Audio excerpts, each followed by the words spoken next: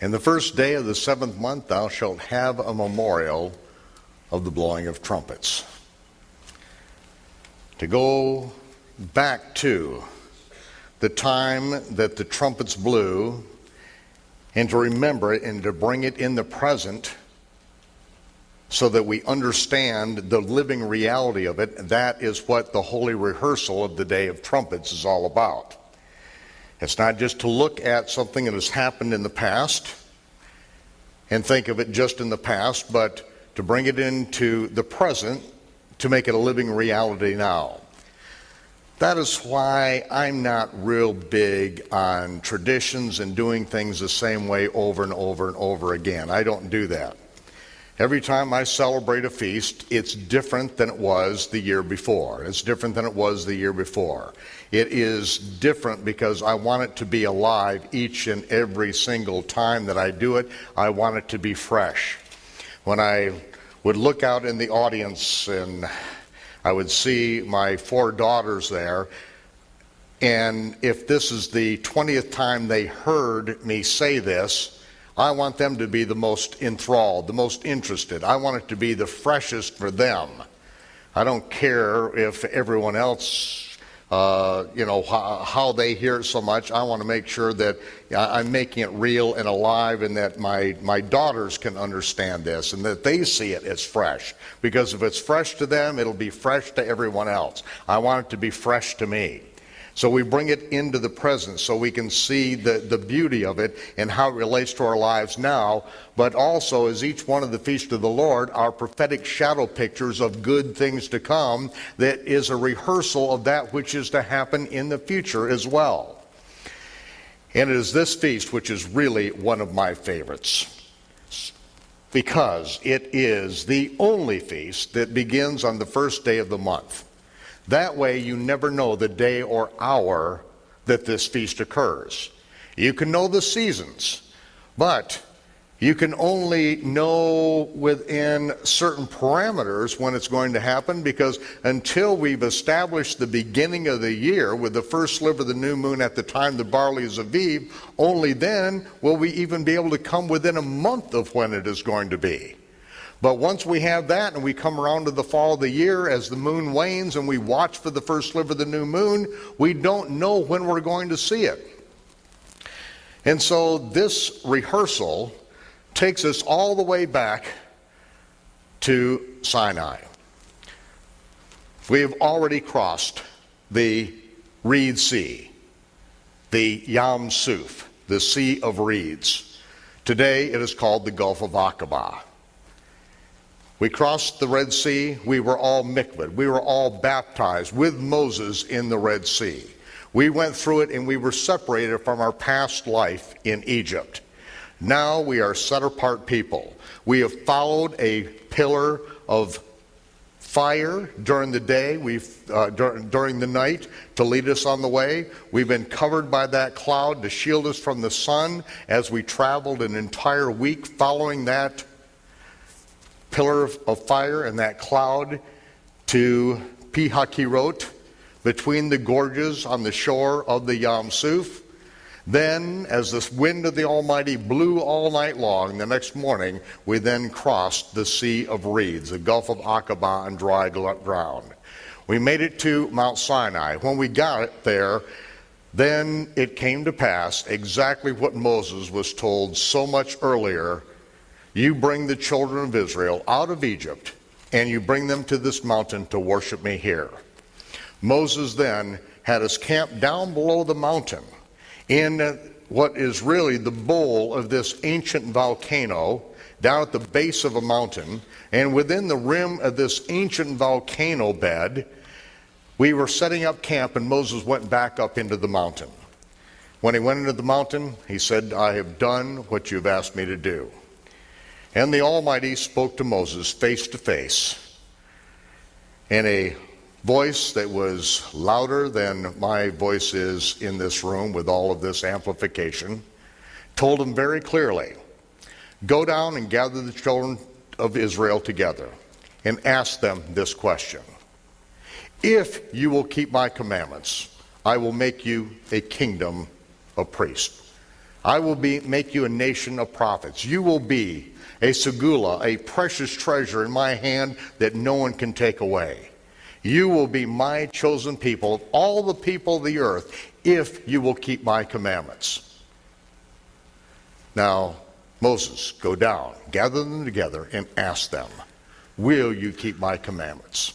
Moses came down on the mountain, gathered us all together, and he repeated it. If you will keep my commandments. And so in unison we said, well, could you give us a sample of what these commandments are? We'll be able to give you a better answer then. No, it didn't quite work like that, did it? We were not given a sample of the commandments to see if it worked with our particular personality. You know, as people can now do, if you don't like the rules in this particular stained glass pile of bricks on this corner, you can go over to the phallic symbol-topped building across the street and see if their rules and regulations fit your personality a little better. Maybe you like something with a little bit more emotion in it. You have to go down several blocks. Maybe you want to be real tame and you don't want to be real interactive with the whole thing. You just want to come in, sit down, shut up, and then you pop up and down according to this, just bifold bulletin, and you know exactly when you come up and when you sit down. And if you want that kind of program, then that's available just a couple more blocks down this way. It wasn't that way at Mount Sinai. There was not multiple choice. It was, will you keep my commandments? And we had to decide yes or no right then. See, we had seen that Yahweh was our Savior. He saved us from the Egyptians. He destroyed Pharaoh's chariots and army in the bottom of the Red Sea. They're still there to this day, encrusted in coral, as a memorial of that. The pillars that Solomon put up on each side of the Red Sea crossing, one of those is still there. The other one is in a Quonset hut deep into Saudi Arabia. The site is still there. The altar of the golden calf is still there at Mount Sinai. It's all there. The history is there. We saw that we made it across the Gulf of Aqaba. We have been saved. Now the question is, will we make him Lord? Will we do what he says to do, no matter what he says to do, before knowing any fine print? See, that is the essence of what lordship means. And this is what in the Brit Hadashah, in the writings of the apostles, how they said that there would be those who creep into the body of believers. They turn the grace of God, which is his empowerment in our lives, into a license to live however you want. That prophecy has been fulfilled. American Gentile Christianity is basically summed up in those words, turning grace, the empowerment, the divine empowerment to live a spirit-filled life, has been turned into license. Where is lordship? Denying lordship, denying dominion. That's lordship. And that's what it says in Romans. If you will confess with your mouth the Lord, Yeshua, making him Lord, and believe in your heart, Yahweh hath raised him from the dead, thou shalt be saved. Shalt is in the future tense. If you confess him as Lord, not as Savior, but as Lord, that means that before we know the fine print, we say we will do whatever he asks us to do. Fortunately, he gave us a picture of what he was going to ask us to do. He starts out, if you want to follow me, if you want to call me Lord, then go right over there, pick up the nearest execution stake, and get in line with everybody else.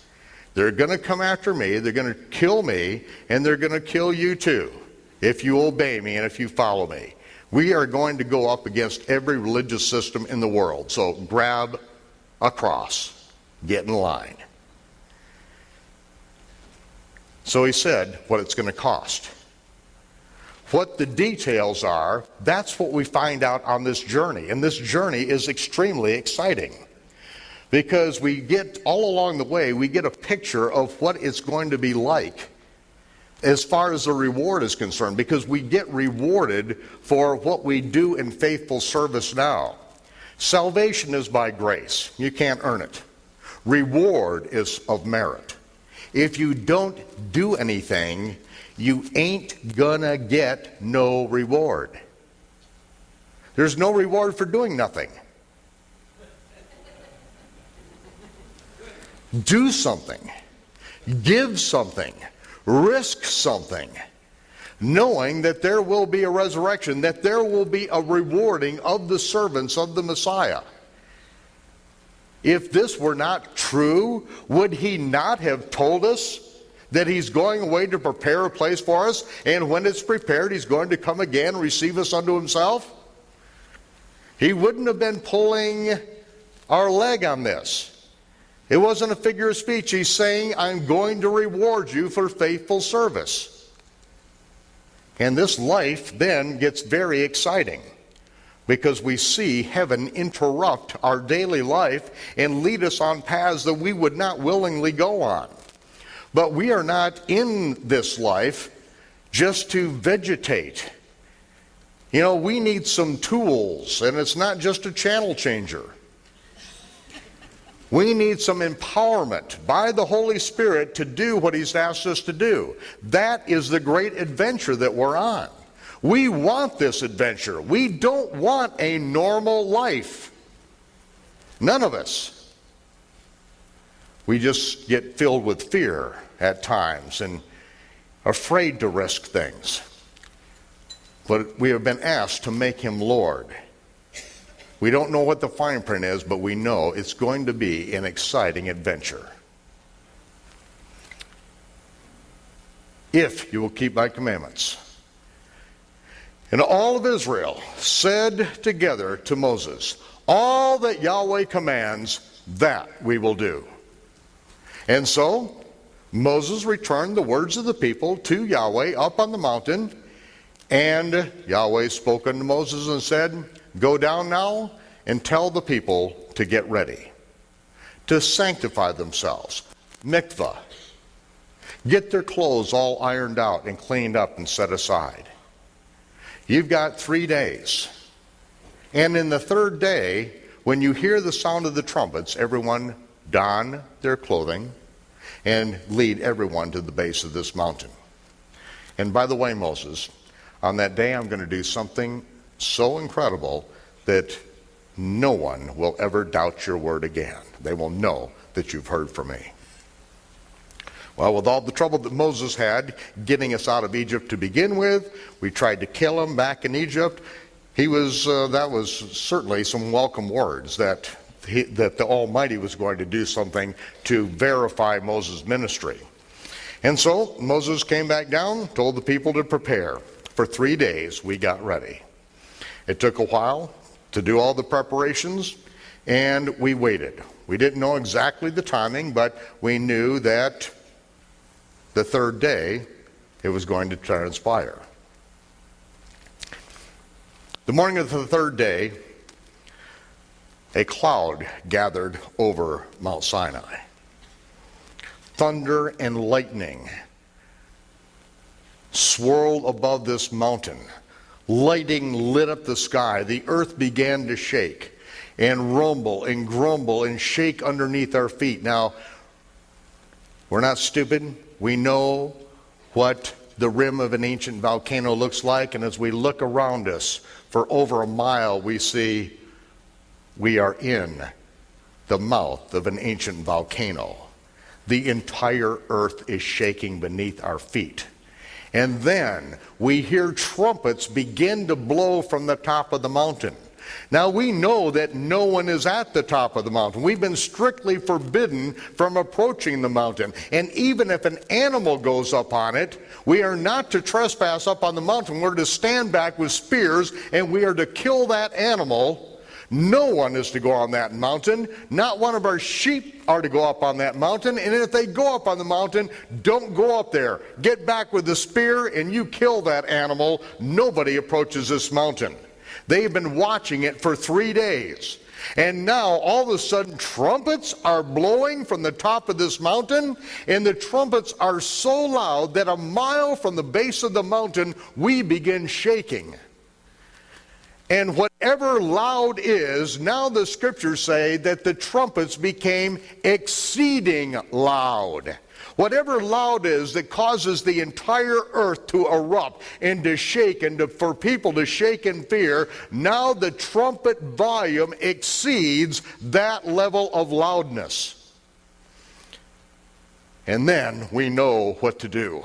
Shaking and quaking, we put on our white jalabias, and we then stand there as Moses, come forward, and we follow Moses as we take one step after another in the middle of this quaking mountain to get to the base of this mountain that is on fire.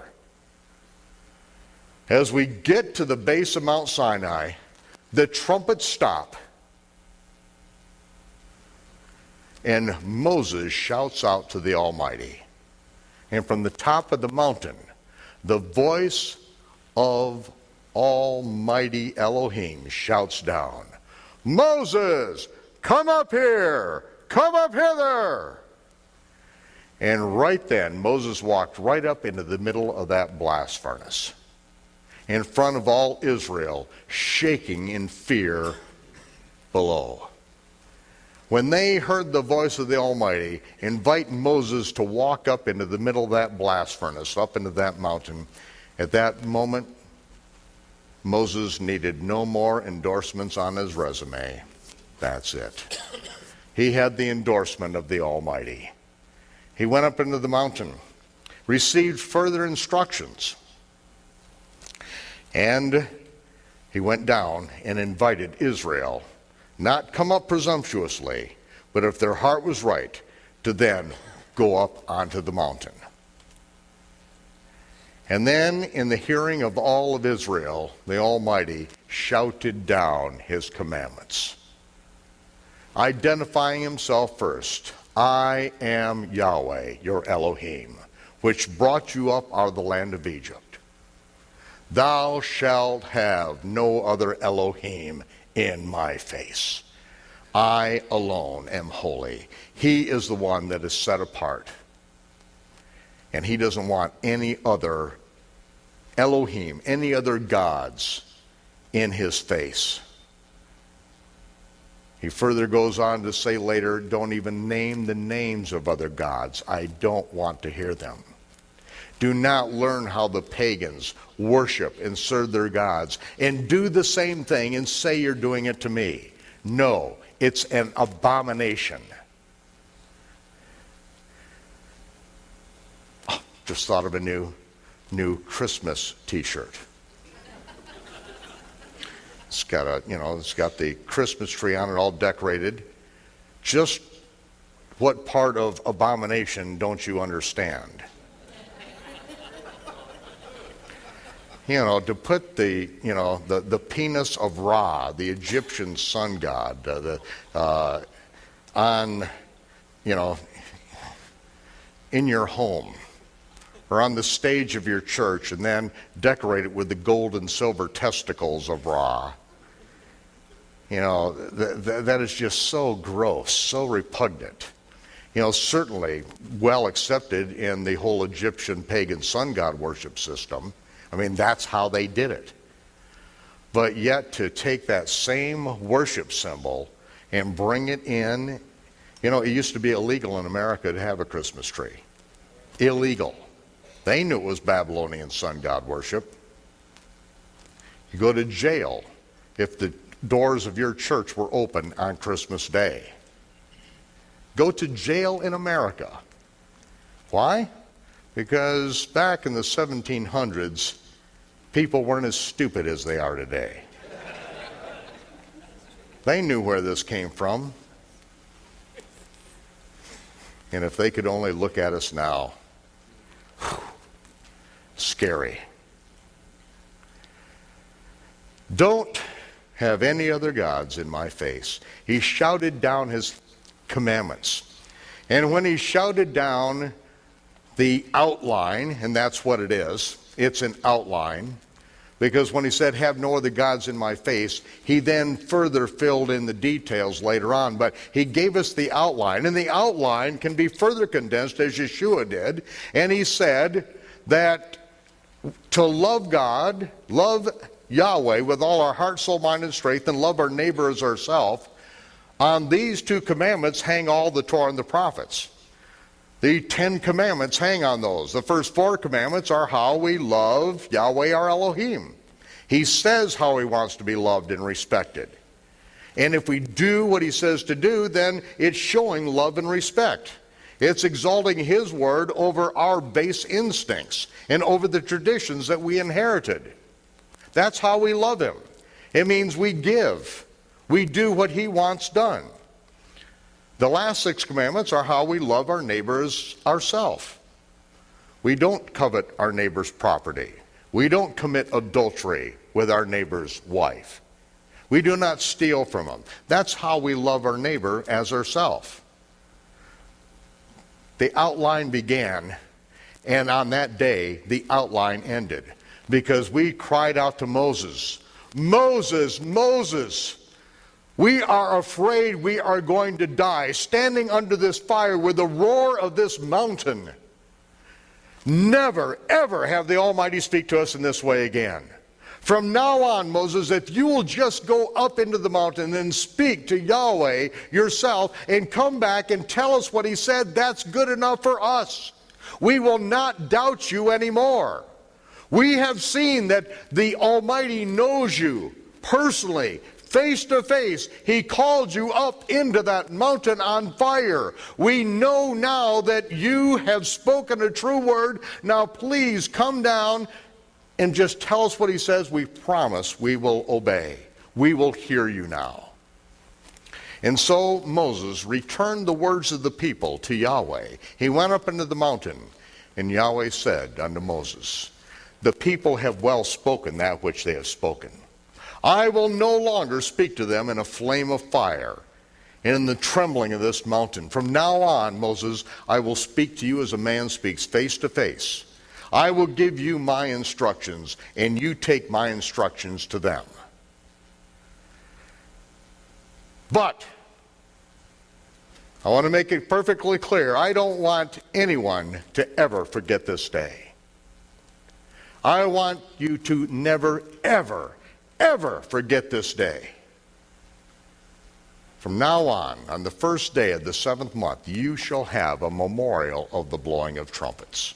You will remember the day that the trumpets blew from this mountain and I shouted down my commandments. See, Yom Teruah is not just the day of trumpets, it's a day of shouting. Not only did the trumpets shout out, but the Almighty shouted down his commandments in the hearing of all Israel. He did not first write them on a tablet of stone with a flaming finger. That came later. He first shouted down his commandments to where everyone heard it. He did not write it on lambskin. He shouted it down, and the people said, we fear for our lives. From now on, Moses, just speak to us after you've heard. Moses was given further instructions that we would transgress these instructions, and that we would need some help. That there is another prophet coming in the future, one like unto Moses, who hears directly from heaven. And the words that he speaks, the people must absolutely obey.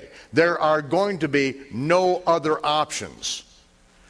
Because Moses was told that the words that I give you, no one is ever allowed to add one single commandment to all the commandments that I give you. No one is ever allowed to take away, to diminish one single commandment from the commandments that I give you. No one. Now, I know you're going to add to. I know you're going to take away from. I know that you're going to build your own religious systems. And I'm going to have to send another prophet. who hears directly from heaven, and if you don't listen to him, that's it. So we've been waiting a long time for this prophet who would come along, who would hear directly from the Father, and the words that he speaks are the words of the Father. If we hear him, we have heard the Father. If we've heard his interpretation of the Torah, we have heard the Father's interpretation of the Torah. When we see how he lives these things, we will see how the Father intended them to be lived. He would be the embodiment of the Torah. He would be the clarification so that we could not make a mistake again, so that it would become clear how we are to live this. And as the prophet came, he said that really his burden is light, his yoke is easy. And this yoke being easy, how do you yoke one person? How do you yoke one animal? You get in line with two. He is able to help pull the weight. He gets under it with us. It's his yoke. And we get under it with him. And it is a pleasure. This which we were invited into, we are told that no one adds, no one subtracts. If they do, they are a false prophet. Anyone that adds, anyone that takes away. That's why Judah doesn't respond real well to the Christianized Jesus, the paganized Jesus that we have inherited from Rome. We are told that Jesus nailed the commandment, thou shalt not commit adultery, to the cross, and now everyone can commit adultery.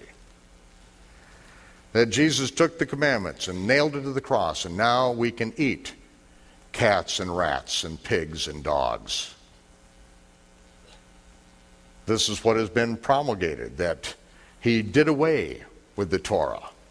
Well, if Yeshua did away with the Torah, he can't be the Messiah, because nobody can do away with one jot or tittle. No one can add anything to it. But now we begin to see throughout history how it's all boiled down, that now we're getting to a clear understanding of what the gospel of the kingdom that Yeshua preached. But we had to get away from all the religious systems and all the manipulation to keep us in line and keep us supporting these enclaves from the cradle to the grave.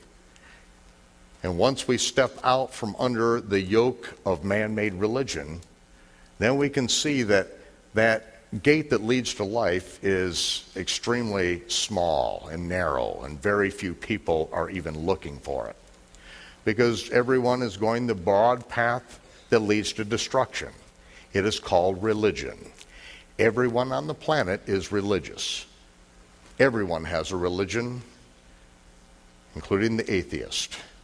It's called evolution.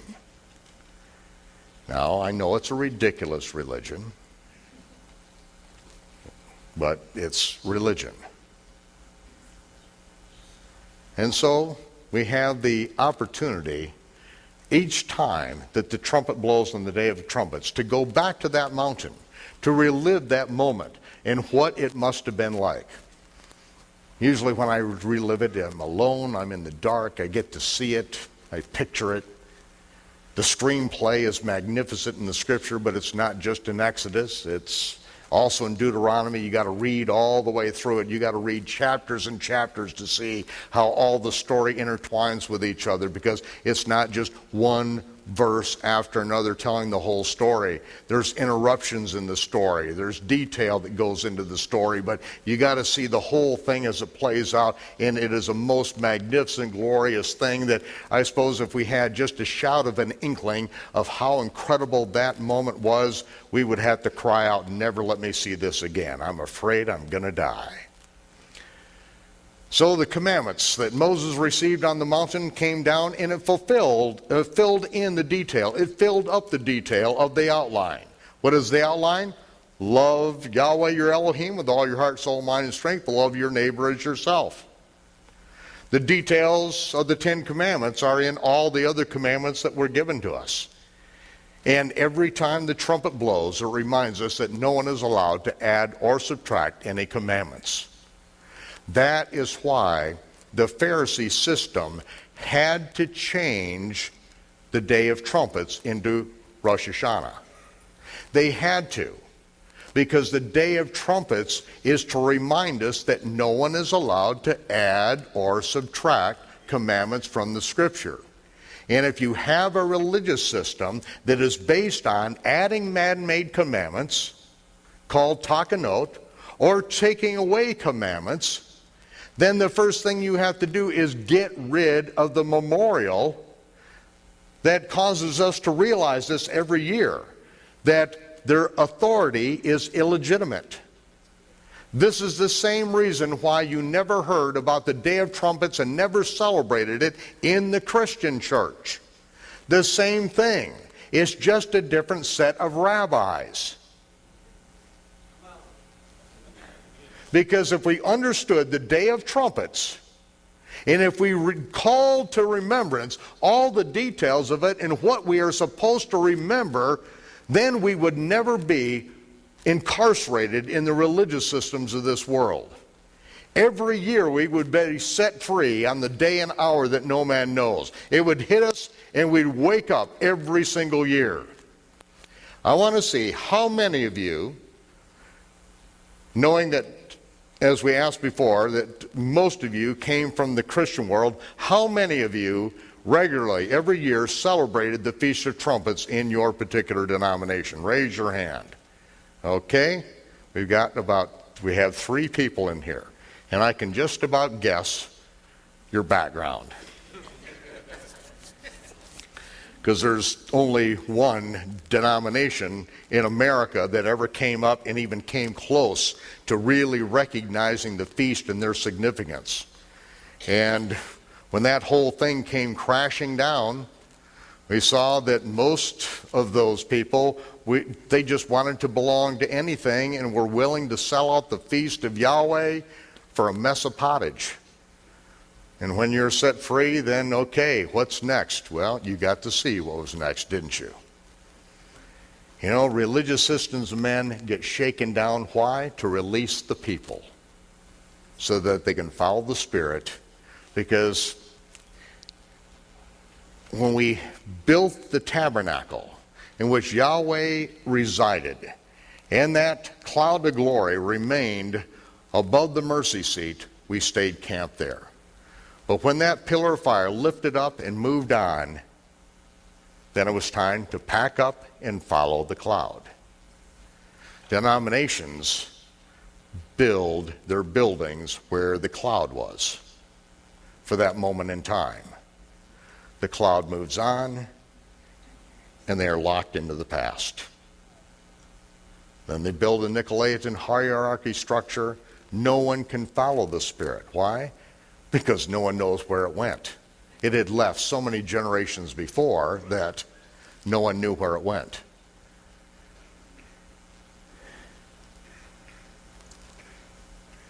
Now we have an opportunity in this generation to revive the things that have died, to walk the ancient paths, to make them real, alive now. And as we move ahead, we will see that these shadow pictures that we rehearse now not only give us guidance for this very day and illuminate our lives in the path before us now, but also tell us of beautiful future things.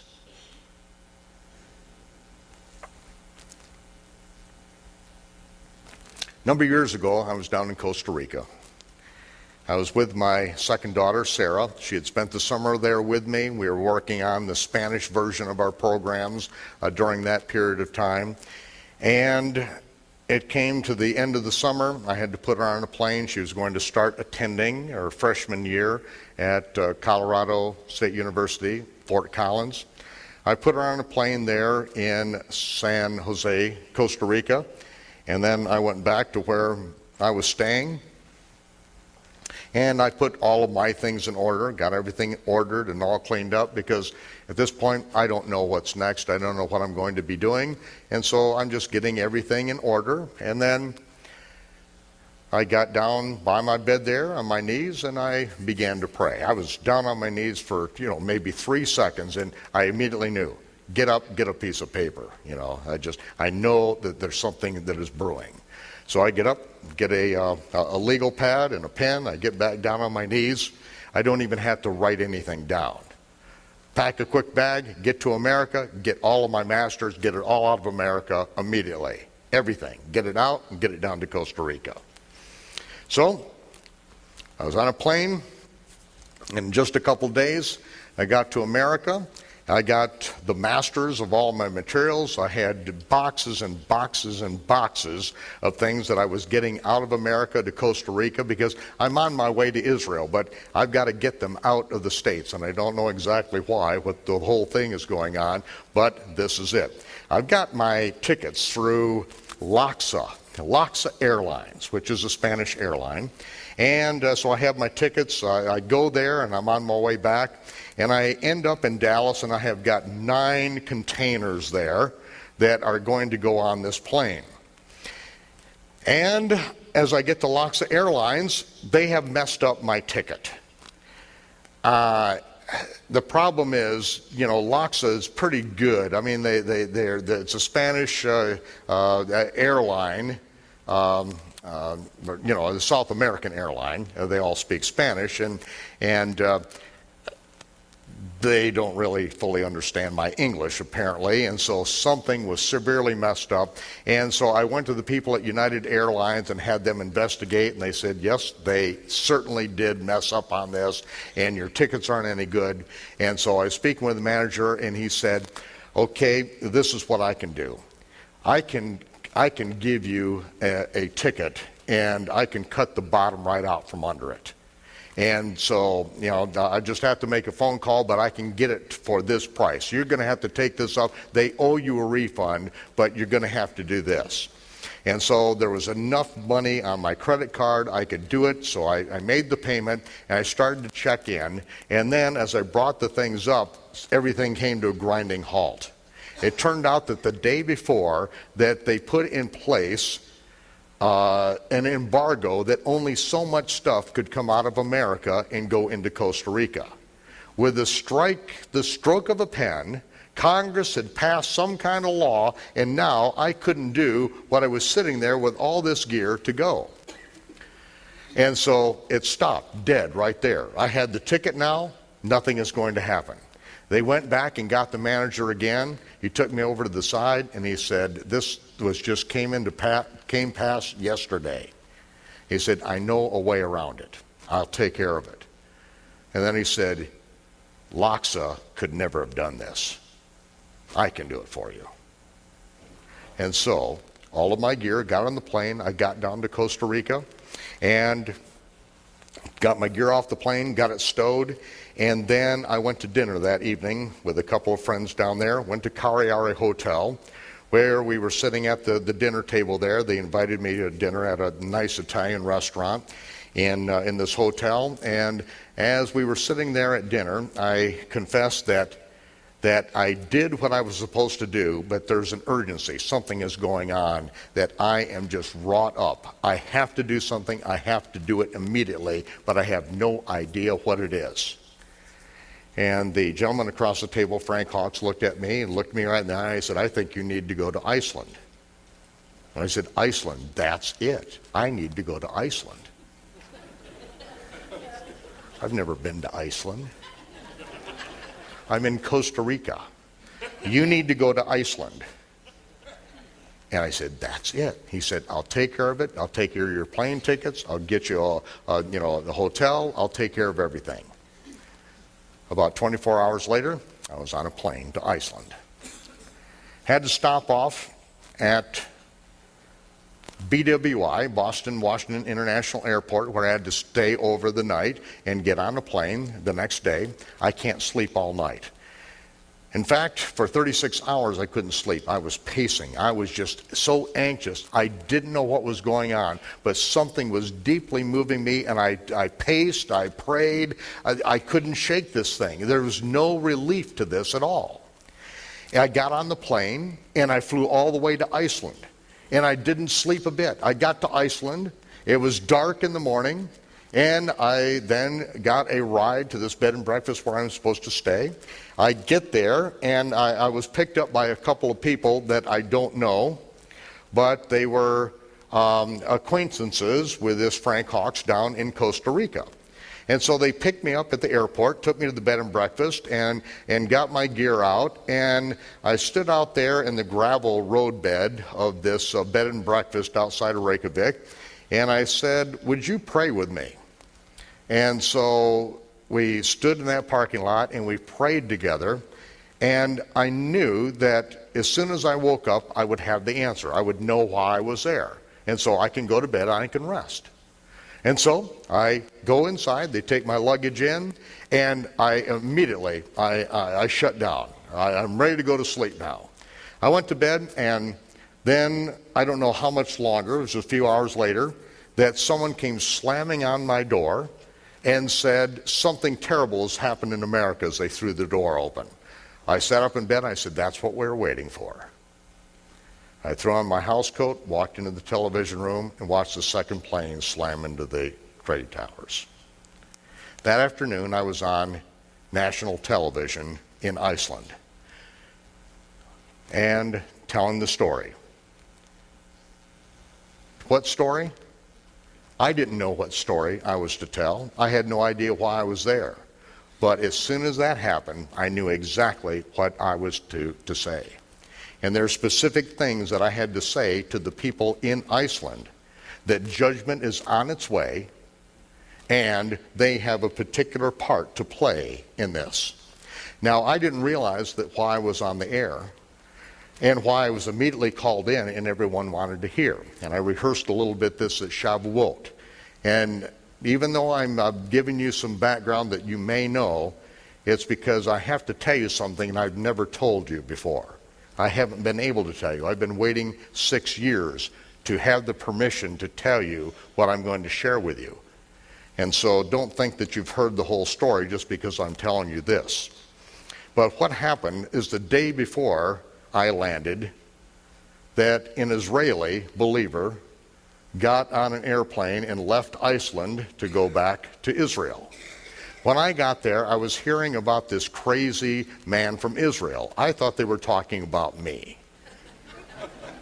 Even though I came from Costa Rica, I was on my way, in just a couple weeks to Israel, and that's when I was going to move there permanently to live. And so with the accent and all, I thought they were saying that I was a crazy person, I'm from Israel. No, it turned out that a crazy man from Israel was there the week before, and he got on the plane the previous day and flew back to Israel.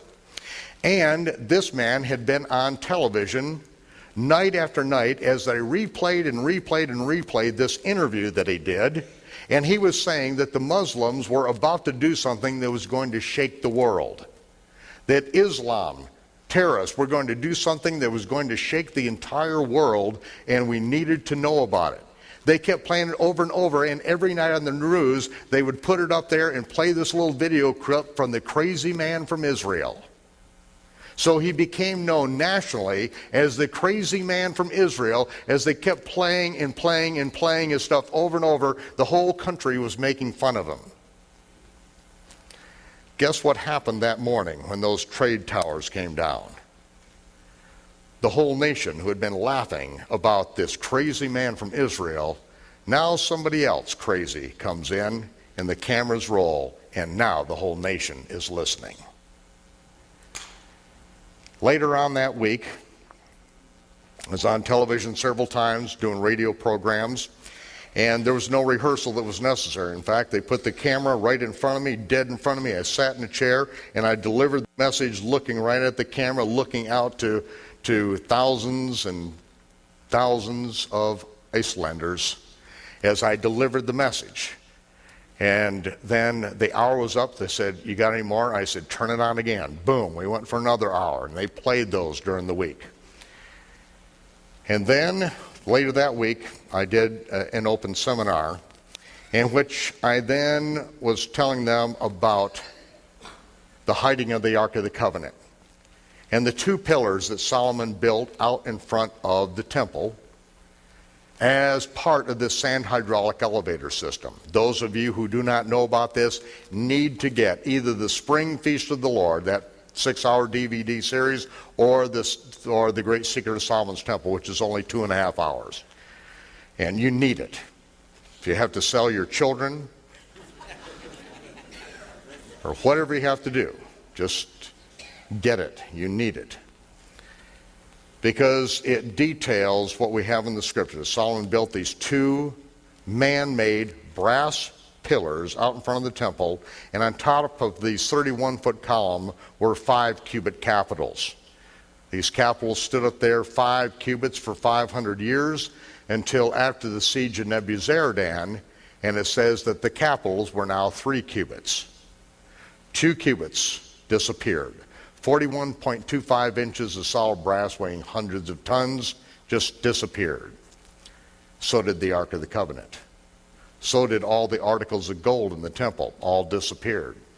The Babylonians took away everything in the temple that was left, all the snuffers, the spoons, the fire pans, all detailed, meticulously taken into Babylon. And when we came back out of Babylon, all of it came back out of Babylon. Remember, Belshazzar was having a party and drinking out of the cups from the temple. All those were returned. What didn't get returned? The Ark of the Covenant disappeared. At the end of the seminar, a woman stood up and said, I thought you were going to tell us what the relationship between the 2 brass pillars of Solomon's temple is and the World Trade Centers. Another woman stood up immediately. Yes, I thought that's what you were going to tell us. As soon as the first person said it, it like a bolt of lightning went through me. And I said, I didn't know I was going to tell you this, but there's something there. But there's nothing there at that moment. I just stopped. I paused, and there was nothing there. I got on the plane a week later. Turned out I was on the last plane from America to arrive in Iceland. Everything was shut down. A week later, I was on the first plane out of Iceland back there. But it didn't change my plans at all. Those were my flights that were scheduled in and out of Iceland. Got back down to Costa Rica. It's time to move to Israel. Now I'm on my way.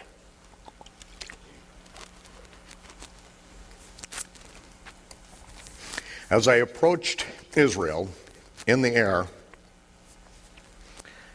something happened. I thought that when I fully came to my senses that the plane was on fire.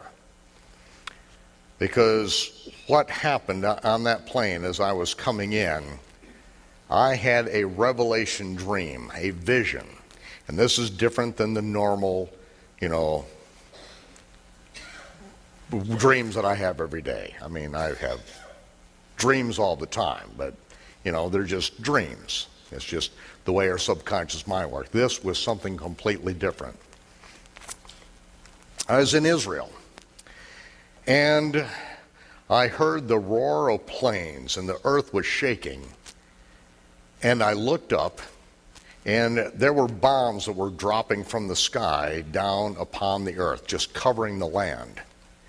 And I was making my decision of where to go, which path to go so that I could get out of the way of these things. And then I was lifted up from the earth, and I looked down, and every place that I decided that I was going to go, as soon as I decided that this is where I was going to go, wham, it just went up in a firestorm. There's nothing there, completely obliterated. There's no place to run, no place to hide. It's just completely covering the earth. And then I saw it wasn't a cave, it was just the side of a hill, and just an embankment. And I went in there with 3 friends, and as I went in there, the bombs were hitting, it came down, all the dirt came down, it filled my eyes and my mouth, and it was just so difficult to breathe, and I was wheezing in this, waiting for it to stop, and it just would not stop. And then finally, It was calm. Came out, dug the dirt out of my mouth and out of my nose. We were all alive. And then we saw a military vehicle coming up down the road. I looked, and here's this garden area in a 50-gallon drum. It's not much of a place to hide, but I knew that if I get in there, I pray, I get in there, if I'm supposed to not be found, they won't be able to see me. And so I got into the drum. The car pulled up, everyone got out, walked right over to the drum, opened it up, got me, put me in the car. Well, obviously that didn't work.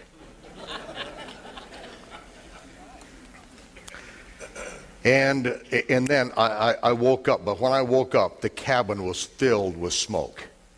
And I was choking. I could smell the smell of burning flesh and burning hair. It was just singed my nostrils. And I looked, and I could see that nobody was in a panic.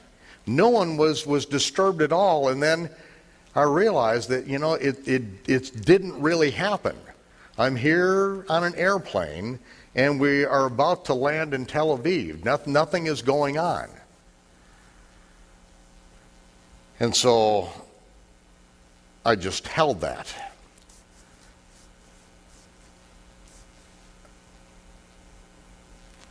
I got there just a couple of days before the Feast of Sukkot. Got there in time to build a sukkah. And we built our sukkah. It's just a few blocks outside of the old city is where we built our sukkah and had everything set for that. And the beginning of the week, we had a lot of friends and people that were over. And I give the full detail of this in the end of the video, the Sinai connection. So I'm not going to go into the whole detail there. But that's something else that you seriously need to get that. Because it was at the beginning of this Feast of Tabernacles that Joshua Cohen came over, and he asked me a question about what is it about this evil woman that's so evil, they put her in a basket and then put a lead lid on it. And he said, I think it's in Jeremiah. It's just been bothering me for days. I can't shake it. What is it? You know what this is about. And I said, I just read Jeremiah just last week, and, that's just, it's not ringing. It's not in Jeremiah.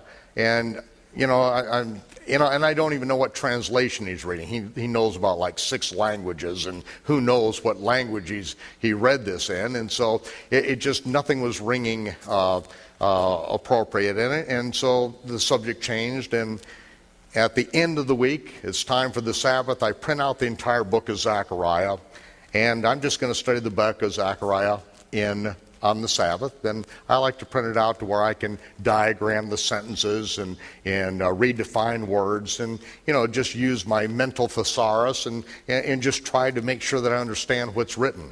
And it was at that time that I fell asleep at the end of the Sabbath. I woke up in the morning. I had the papers on my chest. I began working on it, reading through this.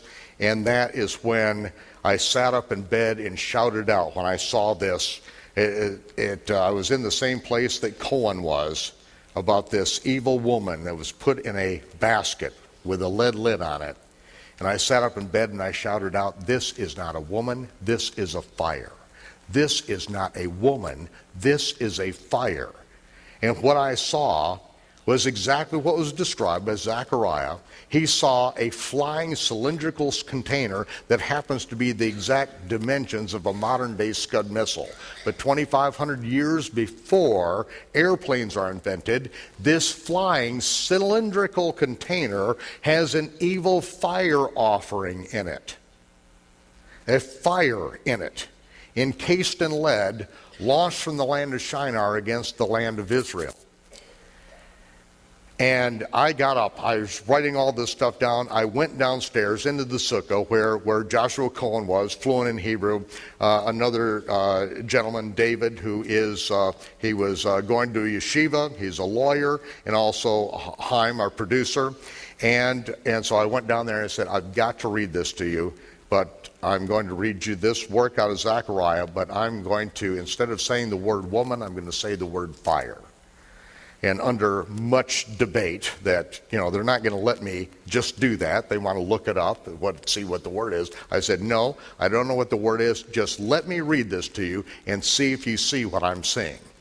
So I read the thing, and they sat there clearly understanding what I was saying.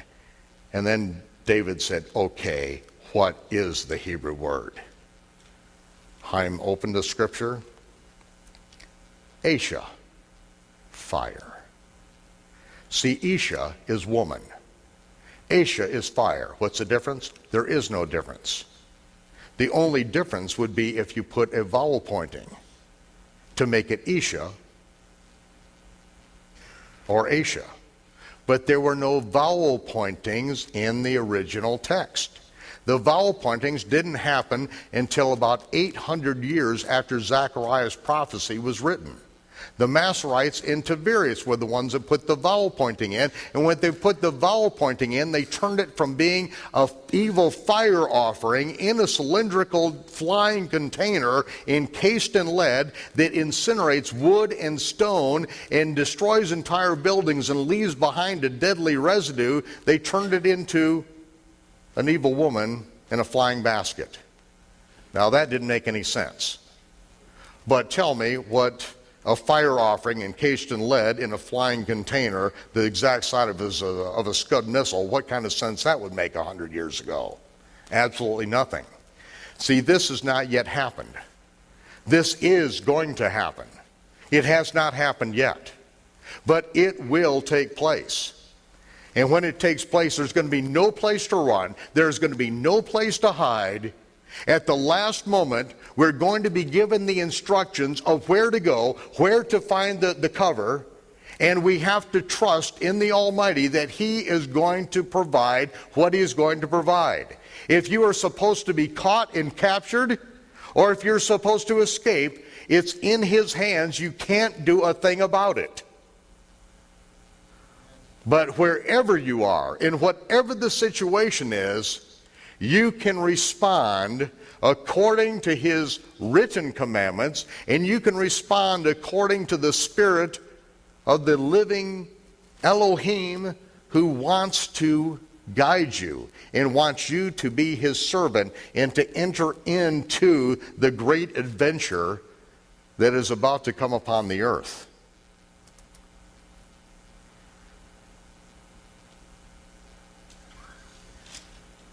When that was read, they saw that. And it is on the last great day, it was on the Sabbath, which is the 23rd day of the 7th month. It was according to the Creator's calendar and His reckoning of time. It was a double Sabbath the day that revelation came concerning the evil fire offering. See, I couldn't have come up with it myself. I'm just sitting there with King James Version English in my hands, nothing else. But yet, when that information was given and then substantiated, that night, when the sun went down, we met there in that sukkah and made the plans to begin filming the series on A Rood Awakening. And that week, we were out at the ancient city of Gomorrah, and which we lit up the brimstone and put it on the camera, and that's what you've been watching out there. That's where it started. Now we come around just a half a year, and I won't tell you basically any of this story, except that we were up on the side of the Mount of Olives, and something hit me while we were filming that day. I'd been thinking about bringing some people over and doing a tour, and something hit me with all the buses that were being blown up. What happens when I bring a group of people over here? What if the bus gets blown up? How am I going to handle that? I mean, that was a haunting thing. There's no easy answer to that. And it stayed with me for a couple of days until Sunday morning, a bright sunny day. Took a walk downtown Jerusalem, walked past the front of a shoe store. As a woman walked out with a suitcase past me, she took 4 more steps and her head landed at my feet. She was carrying a bomb. The bomb went off. I was on the opposite side of a 16-inch wide concrete pillar, and the bomb blew away the entire front of the store. I looked to my left. There were body parts, this woman's head. I looked down to see if I was all there, and I heard a voice, "You're here to help." And so I stepped over the woman's head, got to the first people to take care of, and you'll have to watch the rest of the story in the Sinai connection. But in that, not a hair on my head was singed. And I was walking. At that split second, I happened to be on the opposite side of a concrete pillar when the whole thing went up. Turned out Chaim, our producer, was in the shoe store. Hadn't seen him in hours. He was in the shoe store. When she set the suitcase down, she got flustered, picked the suitcase up, walked out the door, and walked past me, and boom, it went off. The largest bomb that's been set off in downtown Jerusalem in its terrorist history. But it didn't come nigh to us. Now, we come just about a year from then. And this is the one that really is quite disturbing to me. Because it is Aviv 1. It is Aviv 1, that very night. And I wake up from a revelation dream that is so vivid. Again, I'm smelling the burning flesh. It is so real. I get up and I write for 5 hours, and I write the entire vision out, every detail. And as soon as it was done, I hit save, and it went away, because I knew it wasn't the time to say this. But I'm going to tell you a little bit about this. Because I was in the Galilee, in a home, and I was at a social function. And the people at this social function in this home, as we were talking, then this person was talking with me and said, "You're just an alarmist. You're just an alarmist. Nothing's going to happen." And other people chimed in, yeah, you're seeing things that are never going to take place. You're just an alarmist. And then something started shaking. We walked outside. I walked across the road and saw a nuclear fireball go up.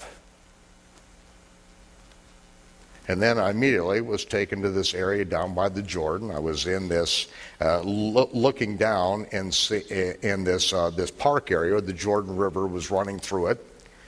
And the fireball was coming. And the bombs were dropping.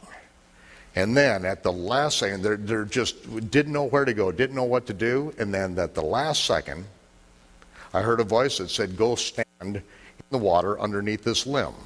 I looked over there, and that's no place to stand. That doesn't make any sense at all. I went over and stood in that very place, and everything hit around was just completely decimated. But right there, under that limb, I was completely safe. The only place that it didn't hit. And in that, it's not the Jordan River, it's not a limb sticking out. It's that when these things come to pass, we are going to be given instructions right then of where to go. And it doesn't matter that it doesn't make any sense at all. If we're listening to him, and then we hear his voice and he tells us to do something against our animal nature that we need to know, and it needs to make sense, we move on it, and when we move on it and we do it, he will protect us. Because it is his protection, it's not our own. It's not because we have done the right thing, it's because our heart is right and we are moving in the right direction. He wants to lead us, and he will cover us. He will save us when there is no other way possible for us to be saved.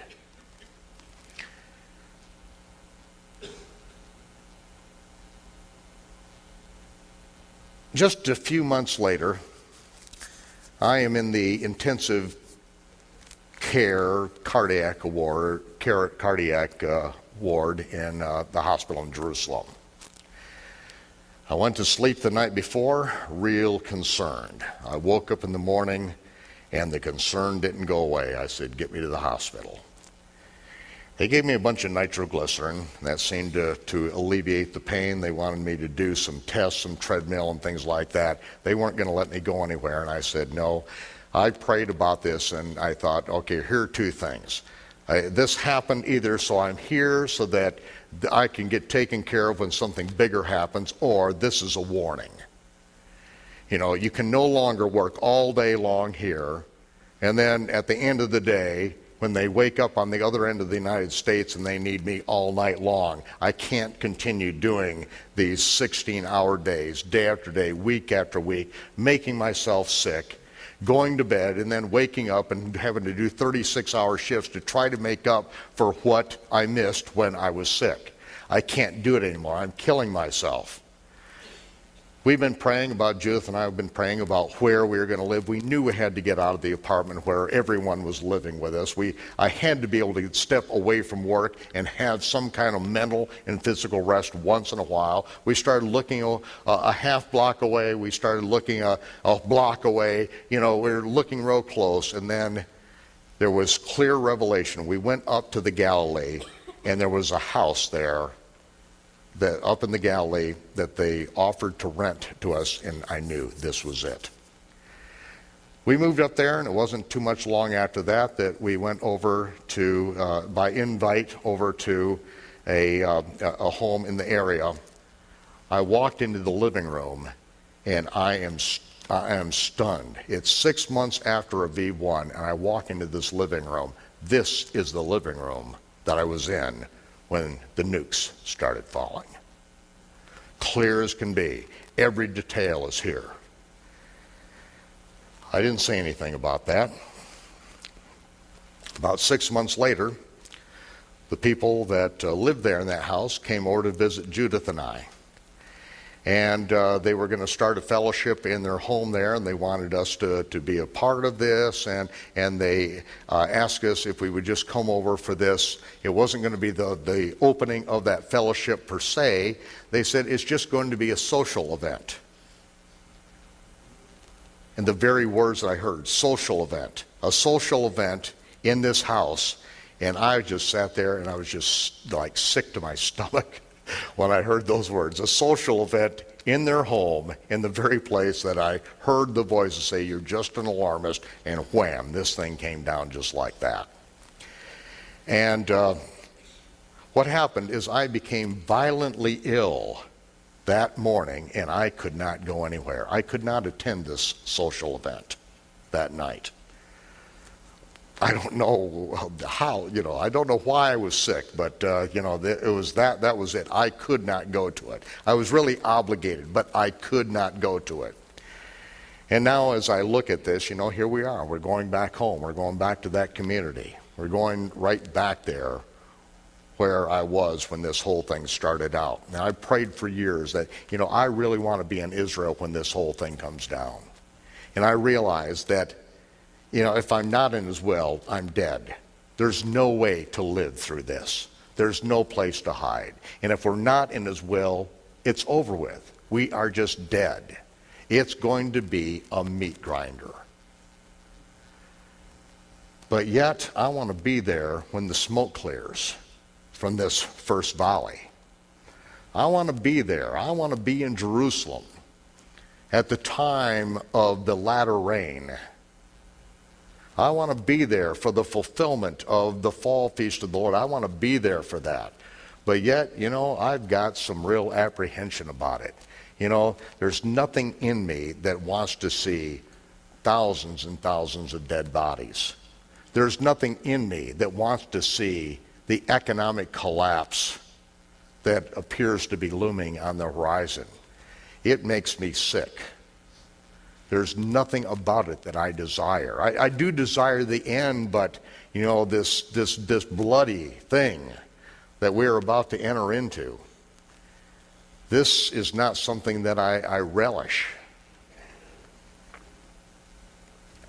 And so as I look at this and where I feel that we are really driven at this point, my wife and I for the last year and a half now have been living out of a suitcase. Literally. We have an apartment that we stay in, but In a few days, we're going to be calling and say we're gone from there. And, we're a bit homesick, but, to be in the land of Israel and to get back there.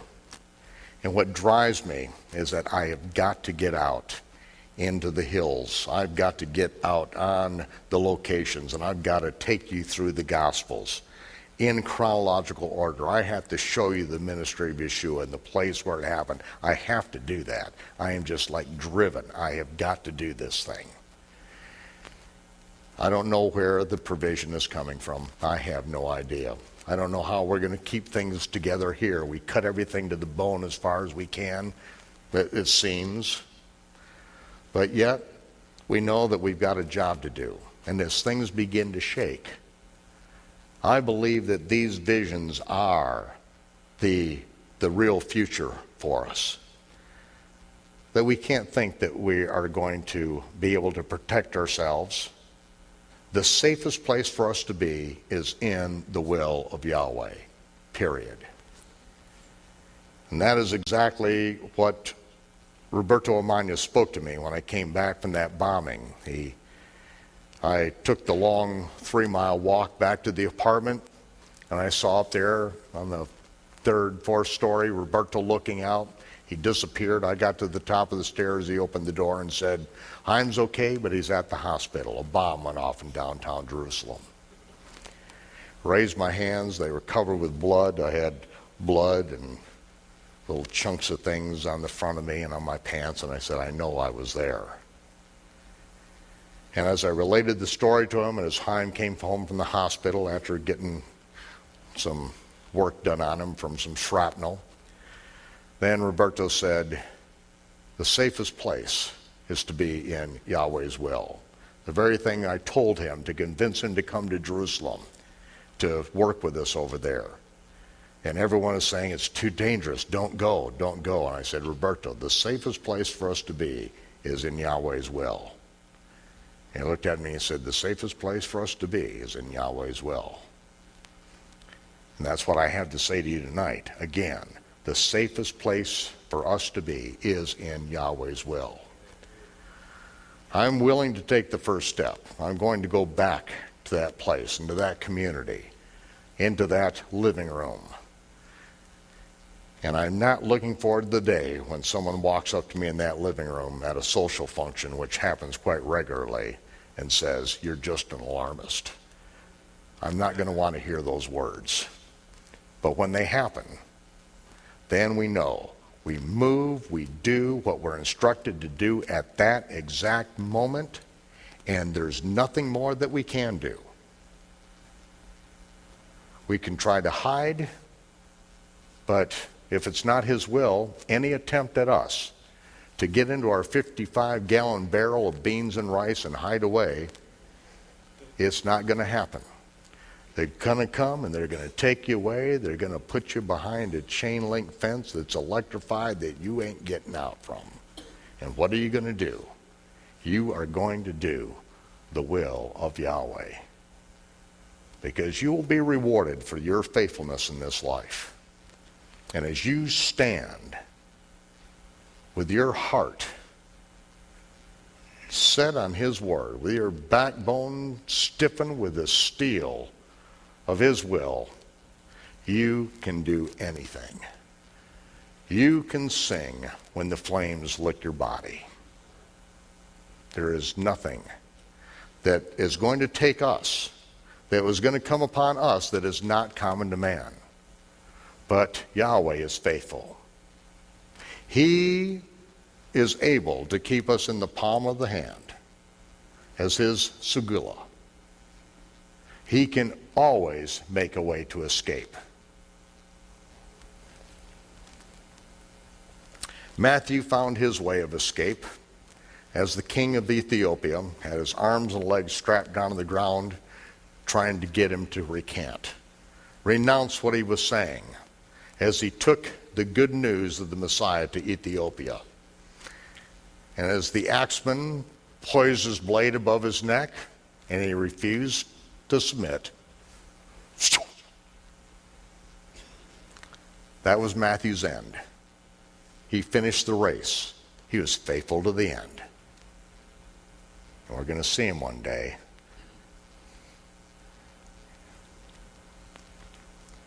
And we're going to know it was worth the fight.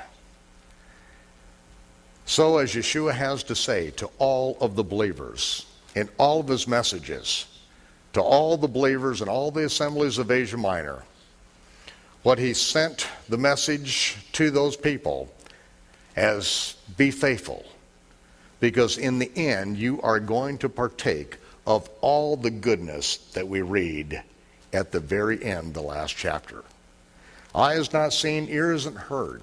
It's never entered into our imagination the things that Yahweh has prepared for those that love us. And so we can take courage. We can have heart. And every year, as we celebrate the Day of Trumpets, we know that one day that seventh trumpet will sound. And the high priest in heaven calling out, sound the trumpet. The day of the resurrection has now come, where he will reward his servants, the prophets, small and great, and he will destroy those destroyers of the earth. Vengeance is mine, I will repay, saith Yahweh. It's going to be his fight in the end, and he is going to win it. He's just asking us to do our part now in the day-to-day battle. Amen? Amen. I would like to pray. Abba, Father, thank you. Thank you for your feast that we can enjoy. The feast that fill our hearts with good remembrances and look forward to good things to come. We thank you for digging deep into our hearts and rooting out anything that is not pleasing to you. Any desires, any motivations that are not right, we ask that you expose them before us and allow us to graciously shed these things, turn away from them, and turn to you with a whole heart. Ask that you put a coal of fire in our belly that just burns away every bit of dross, and that fire on our lips will not be quenched, and that we'll be faithful spokesmen of you. You offered us at the mountain to be your spokesman, to be your prophets, to be a nation of priests, to represent you. Yeshua, you said that you have made us priests and kings.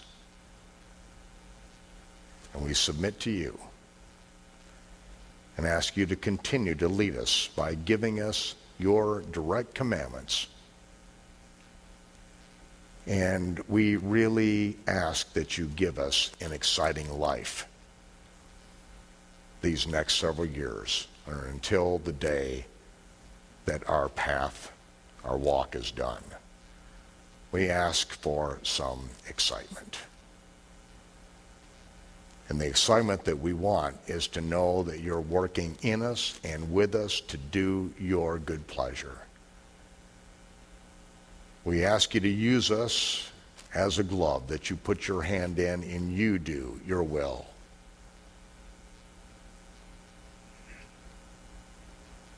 You brought us to this point in time. We ask you to take us all the way to maturity, to walk in your full stature. Move in us. We are yours. We are surrendered to you completely. This is your Shabbat. Meet with us. Minister to us. Work your will in our lives this day.